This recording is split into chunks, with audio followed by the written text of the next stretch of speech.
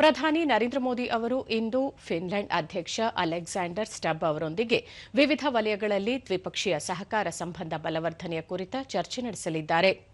ಅಲ್ಲದೆ ಉಭಯ ನಾಯಕರು ಪರಸ್ಪರ ಹಿತಾಸಕ್ತಿಯ ಪ್ರಾದೇಶಿಕ ಮತ್ತು ಜಾಗತಿಕ ವಿದ್ಯಮಾನಗಳ ಬಗ್ಗೆ ವಿಚಾರ ವಿನಿಮಯ ನಡೆಸಲಿದ್ದಾರೆ. ಮಾತುಕತೆಯ ನಂತರ ಹಲವು ಒಪ್ಪಂದಗಳಿಗೆ ಸಹಿ ಹಾಕಿ ವಿನಿಮಯ ಮಾಡಿಕೊಳ್ಳುವ ಸಾಧ್ಯತೆಯಿದೆ.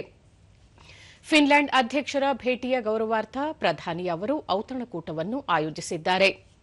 ಫಿನ್ಲೆಂಡ್ ಅಧ್ಯಕ್ಷ ಸ್ಟಬ್ ಅವರು 4 ದಿನಗಳ ಭಾರತ ಭೇಟಿಗಾಗಿ ನಿನ್ನೆ ದೆಹಲಿಗೆ ಆಗಮಿಸಿದ್ದಾರೆ. ಅವರನ್ನು ವಿದೇಶಾಂಗ ವ್ಯವಹಾರಗಳ ಖಾತೆ ರಾಜ್ಯ ಸಚಿವ ಕೀರ್ತಿವರ್ಧನ್ ಸಿಂಗ್ ಸಾಂಪ್ರದಾಯಿಕ ರೀತಿಯಲ್ಲಿ ಸ್ವಾಗತಿಸಿದರು.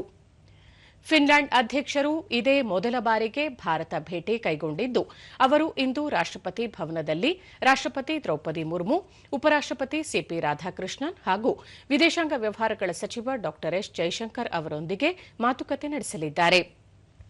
ಅಲ್ಲದೆ ಇಂದು ಸಂಜೆ ನಡೆಯಲಿರುವ 11ನೇ ರೈಸೀನಾ ಸಂವಾದದಲ್ಲಿ ಅಧ್ಯಕ್ಷ ಸ್ಟಬ್ ಅವರು ಮುಖ್ಯ ಅತಿಥಿಯಾಗಿ ಭಾಗವಹಿಸಿ ಪ್ರಾಸ್ತಾವಿಕ ಭಾಷಣ ಮಾಡಲಿದ್ದಾರೆ. ಭಾರತ ಮತ್ತು ಫಿನ್ಲೆಂಡ್ ಆತ್ಮೀಯ ಸ್ನೇಹ ಮತ್ತು ಬಹು ಆಯಾಮದ ಸಂಬಂಧಗಳನ್ನು ಹೊಂದಿದ್ದು,